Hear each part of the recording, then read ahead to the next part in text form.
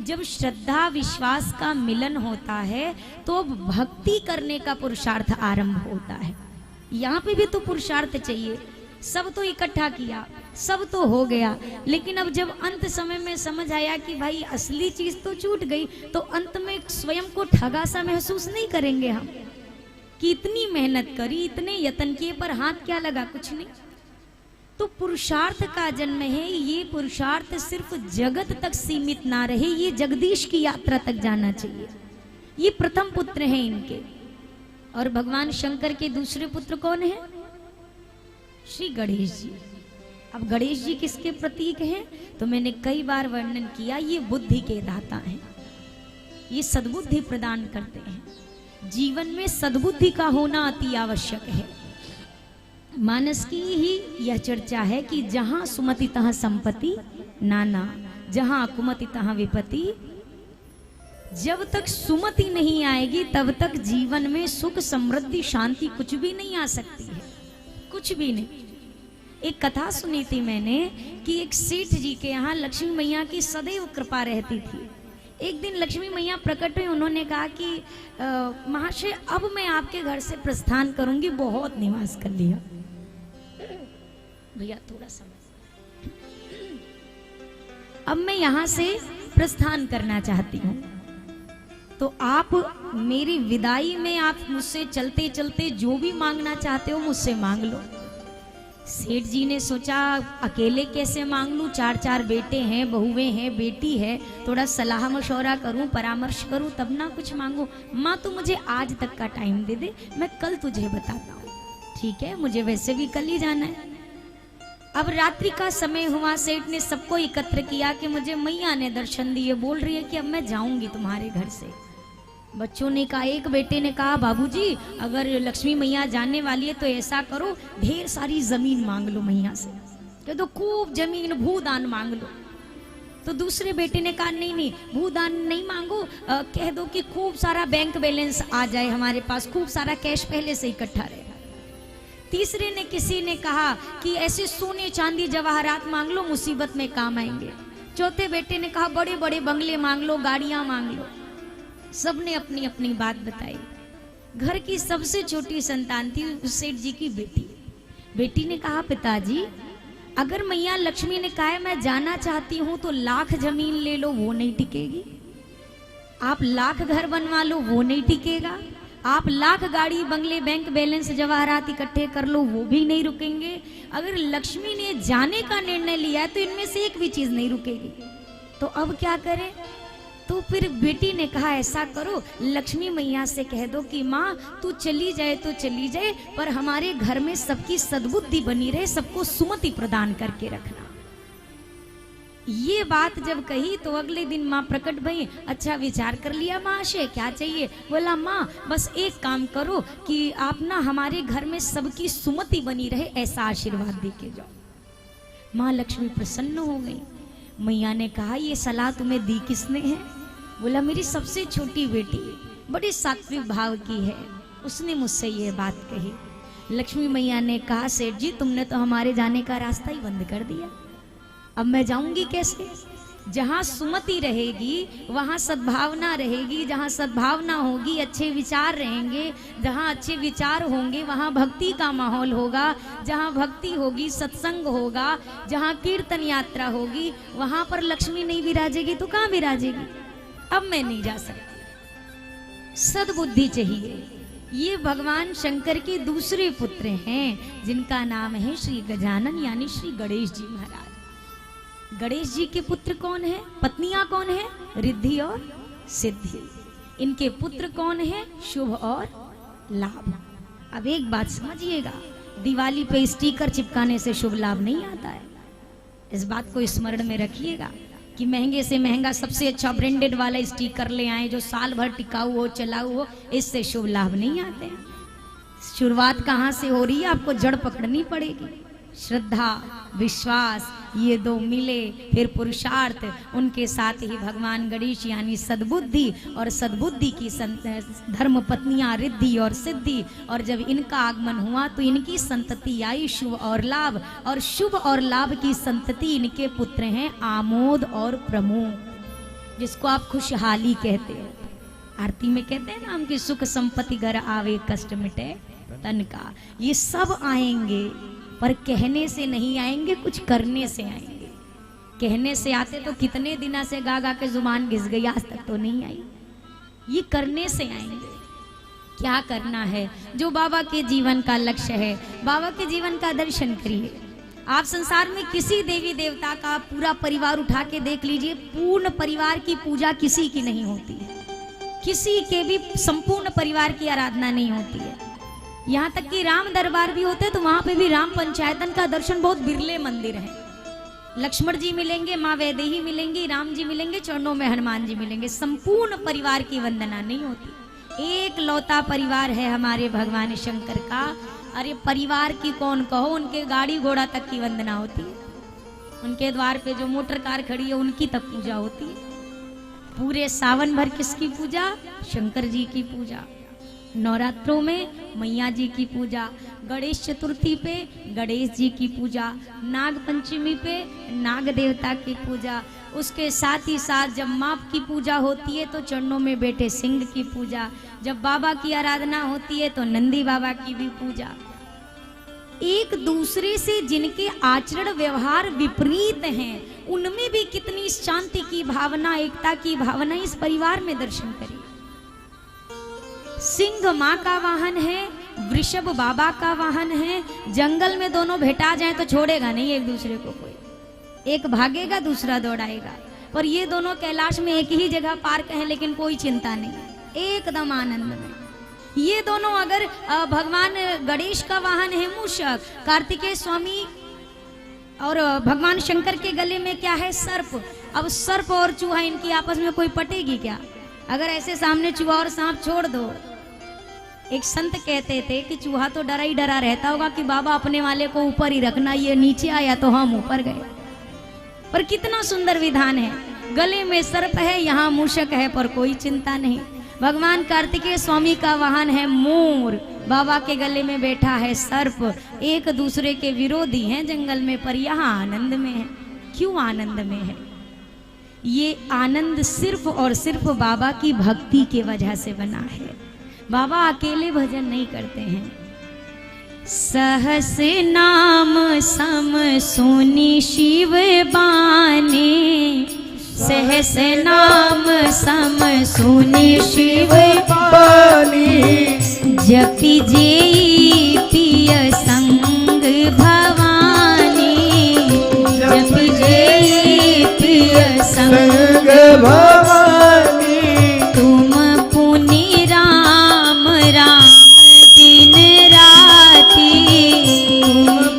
राम राम दिन राती, सादर जपहु अनंग अराती, सादर जपहु अनंग अराती, मंगल भवन अमंगल हारी, मंगल भवन अमंगल हारी, द्रवहु सुदशरथ अजिर बिहारी, द्रवहु सुदशरथ अजिर बिहारी, द्रवहु सुदशरथ अजिर बिहारी।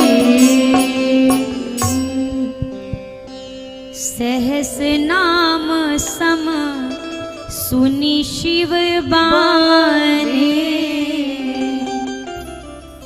एक प्रसंग आता है कि मैया पार्वती नित्य प्रति विष्णु सहस्र नाम का जाप किया करती थी। एक दिन भगवान शंकर ने कहा, देवी ये तो भोजन का समय है और अभी तक आप आई नहीं, चलिए भोजन करें। नहीं नहीं प्रभु, अभी ना मेरा विष्णु नाम जाप करना बाकी है, मुझे भगवान विष्णु का सहस्र नाम का जाप करना है, तो अभी मुझे तो समय लगेगा। बाबा ने कहा, अच्छा अगर ये जो आप विष्णु सहस्र नाम का जाप करती हैं, अगर मैं इसको 2 अक्षर के बीच में समेट दूं तो कितना अच्छा रहेगा।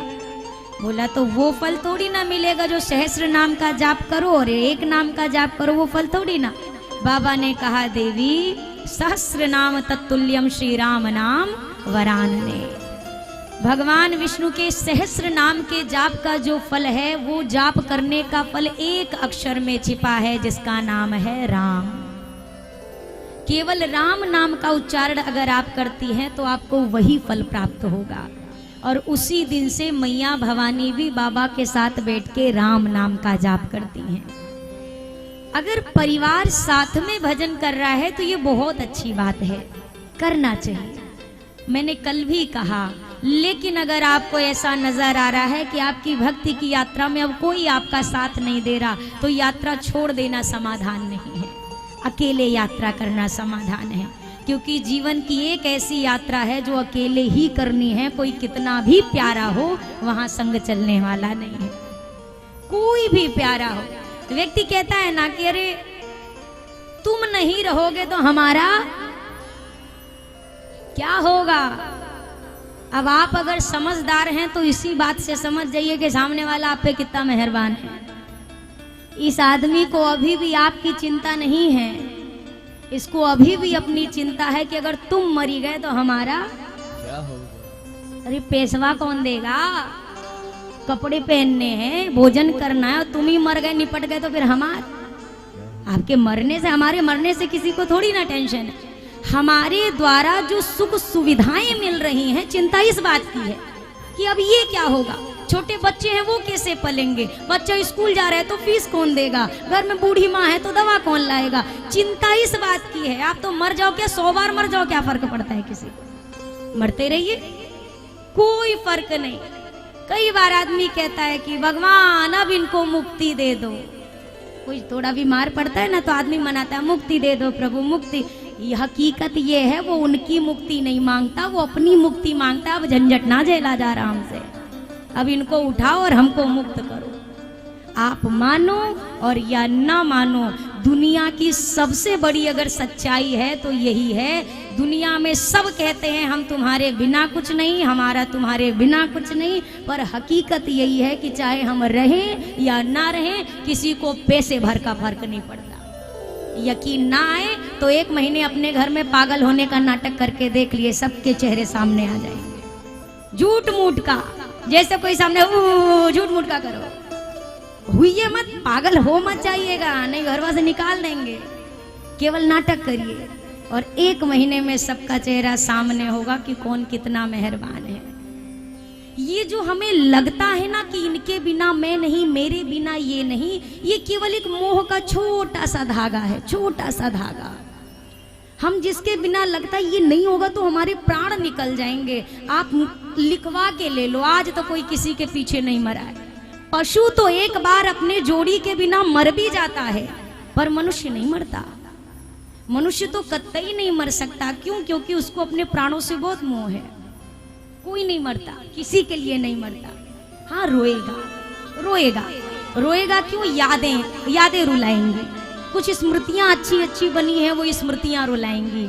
अगर कभी किसी समय पर आपको उसने बहुत सुख दिया है तो वो सुख याद करके आपको रोना आएगा। लेकिन मर जाएंगे, असंभव है, असंभव है। किसी किसी का पूरा परिवार समाप्त हो जाता है, आदमी नहीं मरता है, वो जीता है। बस ये है वो थोड़ा दुख का बोझ लेके जी रहा है। इस संसार में सबका गुजारा होता है, बहुत अच्छे से होता है।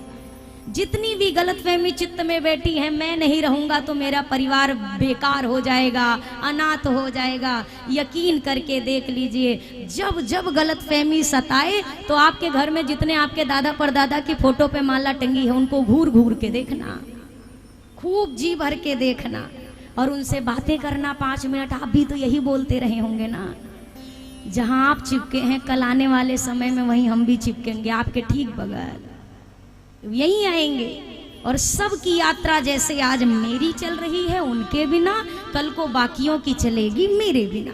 पर कोई रुक जाए, कोई चला जाए। अरे कई बार जन्म देते ही माँ खत्म हो जाती है और संतान जीवित रहती है। अब आप कहो कि कौन पालेगा? अरे उस अबोध बच्चा जो अब भी धरती पे आया, माँ नहीं है, अब उसका पालन हो जाता है। ऐसे कहा जाता है माँ का दूध ना मिले तो बच्चा कैसे जिए, और वो जो बच्चा जिसकी माँ तक अब नहीं है संसार में, वो भी चकाचक जीता है। क्यों? सबके नाम की अनाज की बोरियां ठाकुर जी ने बांध के भेजी हैं ऊपर से। एक भी बोरी घटनी नहीं है और एक भी बोरी बढ़नी नहीं है। सबके नाम के पानी के तालाब खुदे पड़े हैं, किसको कितने तालाब पानी पीने हैं वो सबका लेखा जोखा है। जितने तालाब पानी पीने हैं उतना पी के ही मरेंगे, ना एक लोटा ज्यादा ना एक बूंद कम। कितनी चीनी खानी है, कितना अनाज, कितना, सबका कोटा फिक्स है। ये कथा सिर्फ इसलिए है कि भैया इस बात को स्मृति में रखो, मुझे जाना है, मेरी यात्रा है, और ये वही यात्रा है कि जिस स्टेशन पे मुझे अकेले उतरना है वहां सामान क्या होगा अभी आप सुनिश्चित करो। अपनी यात्रा की पैकिंग आप ही तो करते हैं, पड़ोसी थोड़ी ना आता है आपकी पैकिंग करने के लिए कि भाई साहब चने ले जाओ, दाल ले जाओ, कि मूंगफली ले जाओ, कि ब्रश ले जाओ, कि मंजन ले जाओ। आपकी पैकिंग कौन करता है? अरे बोलिए, आप ही करते हैं ना। क्यों करते हैं आप किसी और को पैकिंग नहीं करने देते, क्यों करते हैं? अरे हमें पता है ना कि हमारी जरूरत, नीड की चीजें क्या क्या है, मुझे कितनी मेडिसिन लगती हैं, मुझे कब क्या आवश्यकता पड़ती है, तो मुझे पता है ना कि गर्म बनियान रखनी है, कि सॉक्स रखने हैं, कि बेल्ट रखने, ये मुझे पता है। उसी प्रकार अंतिम यात्रा भी भगवान तक की हमारी अकेले की है, तो इसीलिए पैकिंग करने के लिए औरों को मत बिठाओ। हम आज पाठ नहीं कर पा रहे, हमारी तरफ से तुम दो दोहा पढ़ लो। अरे वो मरने आएगा का हमारी तरफ से कि हमारा आज मरने का मन नहीं है, तुम मर लो, कल हम आ जाएंगे छुट्टी लेके? ऐसे काम चलेगा क्या? नहीं चलेगा। इसीलिए बाबा क्या करते हैं कि माँ भवानी के साथ उसी नाम का जाप, पूरे परिवार के साथ श्रद्धा विश्वास का गठबंधन हुआ, और कहते हैं भैया कि बिनु विश्वास भगति नहीं, ते बिनु द्रवहीना राम, राम कृपा बिनु सपने हो जीवन लह विश्राम। व्यक्ति को देखो विश्राम चाहिए। दो नाम बड़े प्रचलित हैं, आराम और विश्राम। अब इसी में कंफ्यूजन है। हम अगर 10 मिनट के लिए सारे काम काज को छोड़ करके अपने बिस्तर पे लेट गए, हमें लगता है आराम मिल गया।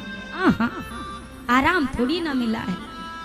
आपको जो आराम महसूस हो रहा है ये केवल आपके बाहरी शरीर का आराम है, आपके मन का आराम नहीं है। जब मन को आपके आराम मिलेगा तो अब ये आराम नहीं कहलाएगा, ये विश्राम कहलाएगा, ये विश्राम कहलाएगा। तन को आराम ऐसा लगता है कि खूब सुंदर बिस्तर हो, खूब बढ़िया बढ़िया एसी चले, या ठंडी है तो हीटर चले तो आराम मिले। आप बताइए, खूब बिस्तर लगे हों, मखमल के गद्दे बिछे हों, ठंडी है तो हीटर बढ़िया चल रहा हो, रूम हीटर बढ़िया टेम्परेचर मेंटेन करके बैठा हुआ है अपना, आप गए लेटे ही थे, तब तक फोन आया, साहब जो आपकी 50 लाख की गाड़ी थी वो ठुक गई। अब क्या होगा? आराम मिलेगा क्या? अब क्या होगा भैया? ठंडिया में पसीना छूट जाएगा। क्यों? अब मन बेचैन हो गया, अब मन की व्याकुलता बढ़ गई। अरे राम राम राम, अब क्या होगा? इतनी महंगी थी। आप तो उसी हीटर के बीच में अब भी हो जहां 10 मिनट पहले बैठे थे, आप अभी भी उसी बिस्तर पे बैठे हैं जहां 10 मिनट पहले थे। अब सारा व्यवहार बदल गया। लेकिन अगर मन को विश्राम मिल गया तो फिर महल हीटर कंबल की भी जरूरत नहीं है। खुश रहने वाला झोपड़ी में मस्त है और नाखुश रहने वाला महल में भी रो ही रहा है। उसके जीवन की परेशानी है कि खत्म ही नहीं होने का नाम लेती है। एक दुख होना होता है कि दुख है, और एक दुखी रहने का स्वभाव होता है। दुख का तो समाधान हो सकता है, पर दुखी रहने का संसार में कोई समाधान नहीं बना है। जिसका रोने का स्वभाव बन गया, इस आदमी को संसार में कोई खुश नहीं कर सकता, ना भगवान, ना इंसान, ना मेहमान, ना कोई दवा, कोई नहीं कर सकता। इसीलिए हम कहते हैं भैया आप ना एक सहारा ले लो, एक ऐसी दवा लेते रहो जो हर परिस्थिति में आपको खुश रखेगी, वो है प्रभु का नाम। एक ऐसे दरवाजे को चुन लो जहां से आप कभी निराश नहीं जाओगे। देखो भाई, और नौकरी में तो कोई ना कोई समझो वैकेंसी की जरूरत पड़ती है, किसी के घर जाना है तो भैया ये चाहिए कि नहीं चाहिए। लेकिन एक नौकरी ऐसी है जो सबको अगर कह दो हम मुफ्त में काम करेंगे तो कोई भी अपने घर पे खुशी से रख लेगा। कन्हैया मोहे नौकर रख ले अपने ही द्वारे पे, कन्हैया मोहे नौकर रख ले अपने ही द्वारे पे। कन्हैया मोहे नौकर रख ले अपने ही द्वारे पे। कन्हैया मोहे नौकर रख ले अपने ही द्वारे पे। कन्हैया मोहे नौकर रख ले अपने ही द्वारे पे। कन्हैया तेरा हुक्म बजाऊं नाचूं इशारे पे। कन्हैया तेरा हुक्म बजाऊं नाचूं इशारे पे।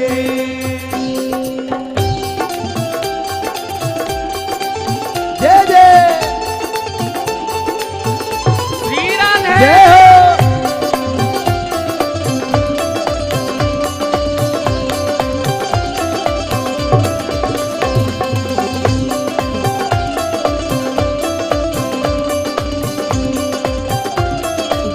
बोलिए सियावर रामचंद्र की।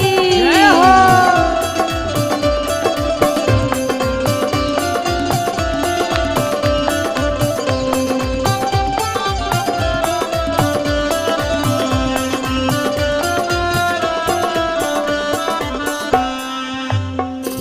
और अगर कन्हैया कहें देखो भाई वैकेंसी खाली नहीं है, बहुत सारे लोगों की अर्जी आई है, तो एक बात कह देना, अरे बाकी नौकरी फुल होगी ना। कन्हैया मोहे रख ले चौकीदार। कन्हैया मोहे रख ले चौकीदार। कन्हैया मोहे रख ले चौकीदार। कन्हैया मोहे रख ले चौकीदार। मैं तेरा अंगना दूंगी बहार। मैं तेरा अंगना दूंगी बहार। मैं तेरा अंगना दूंगी बहार। मैं तेरा अंगना दूंगी बहार। करूंगी तेरी सेवा कान्हा तेरे द्वारे पे। करूंगी तेरी सेवा कान्हा तेरे द्वारे पे। कन्हैया मोहे नौकर रख ले अपने ही द्वारे पे। कन्हैया मोहे नौकर रख ले अपने ही द्वारे पे।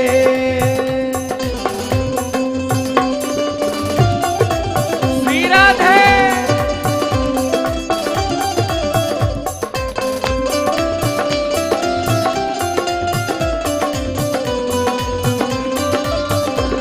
जय हो। हरि को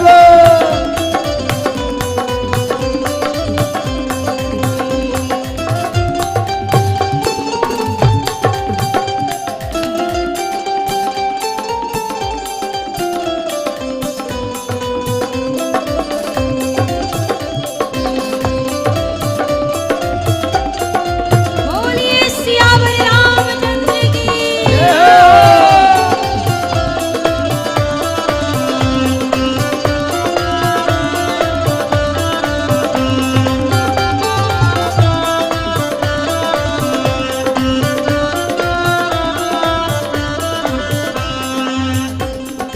ओ कन्हैया मोहे रख ले परमानेंट। कन्हैया मोहे रख ले परमानेंट। कन्हैया मोहे रख ले परमानेंट। कन्हैया मोहे रख ले परमानेंट। न होगी मेरी कभी अपसेंट। न होगी मेरी कभी अपसेंट। न होगी मेरी कभी अपसेंट। न होगी मेरी कभी अपसेंट।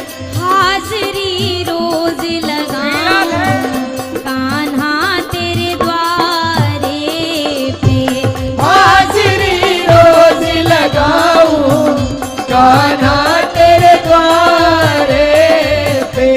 कन्हैया मोहे नौकर रख ले अपने ही द्वारे पे। कन्हैया मोहे नौकर रख ले अपने ही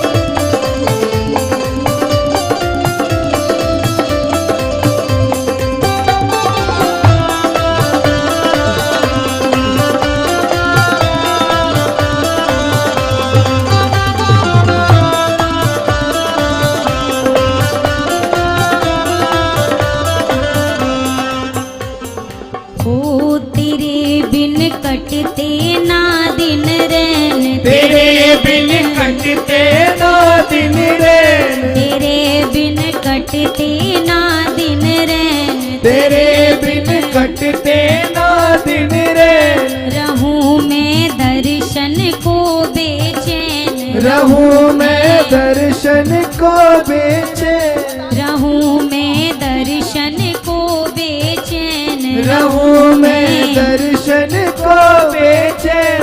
मैं हरदम तुम्हें निहारूं कान्हा तेरे द्वारे पे, मैं हरदम तुम्हें निहारूं कान्हा तेरे द्वारे पे। कन्हैया मोहे नौकर रख ले अपने ही द्वारे पे, कन्हैया मोहे नौकर रख ले अपने ही द्वारे पे।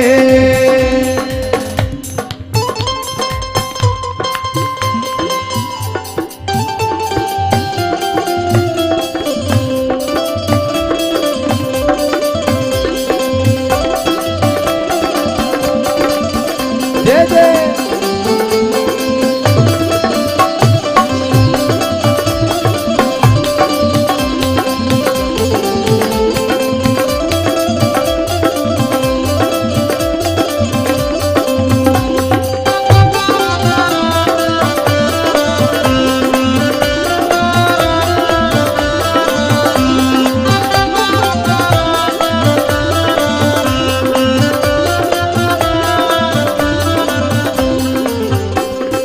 ओ तेरे दर्शन की हुई दीवानी, तेरे दर्शन को हुई दीवानी, तेरे दर्शन की हुई दीवानी, तेरे दर्शन की हुई दीवानी। ये 4 दिनों की है जिंदगानी, ये 4 दिनों की है जिंदगानी, ये 4 दिनों की है जिंदगानी, ये 4 दिनों की है जिंदगानी। उम्र तेरे साथ बिताऊं जय हो।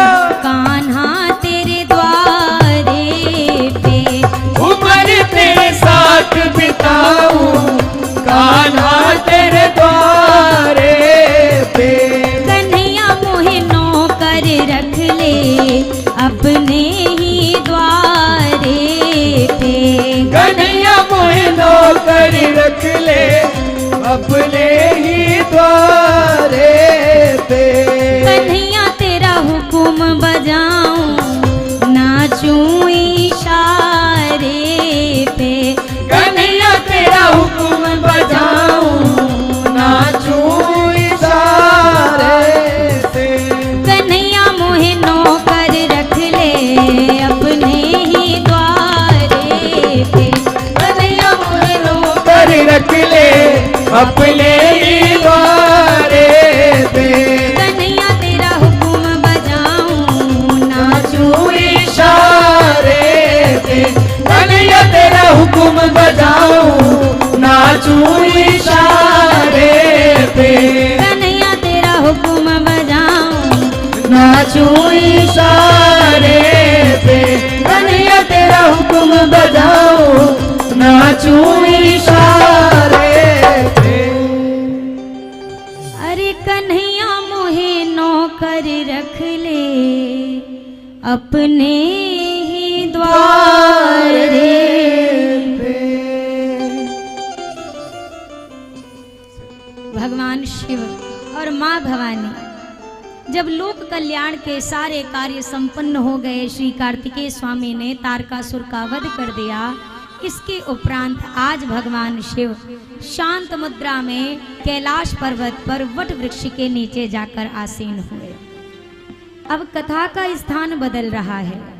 अभी तक ये कथा जो तीर्थराज प्रयाग में चल रही थी, अब ये कथा तीर्थ प्रयाग से कैलाश पर्वत पर पधार रही है। अब आगे की चर्चा यहाँ से आरंभ हो। गोस्वामी जी ने कैलाश के दिव्य शिखर का दर्शन कराया।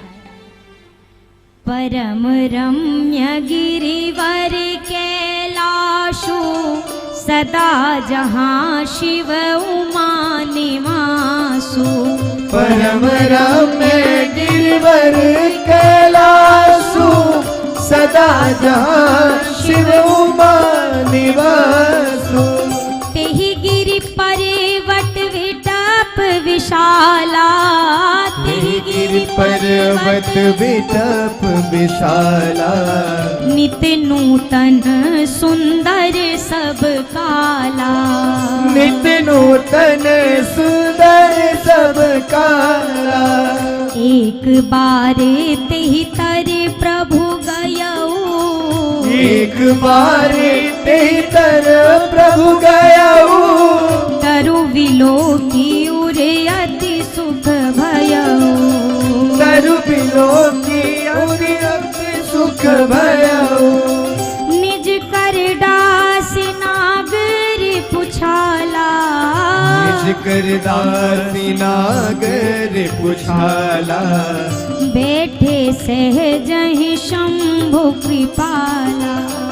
बैठे सहज शंभु कृपाला, बैठे सहजहि शंभु कृपाला।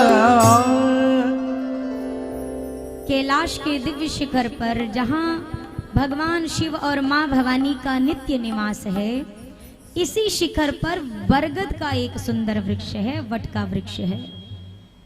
वट वृक्ष की विशेषता यह है कि नित नूतन सुंदर सब काला। ये प्रत्येक मौसम में एक अवस्था में रहता है, अर्थात बाहरी किसी मौसम का इस वृक्ष पर प्रभाव नहीं पड़ता है।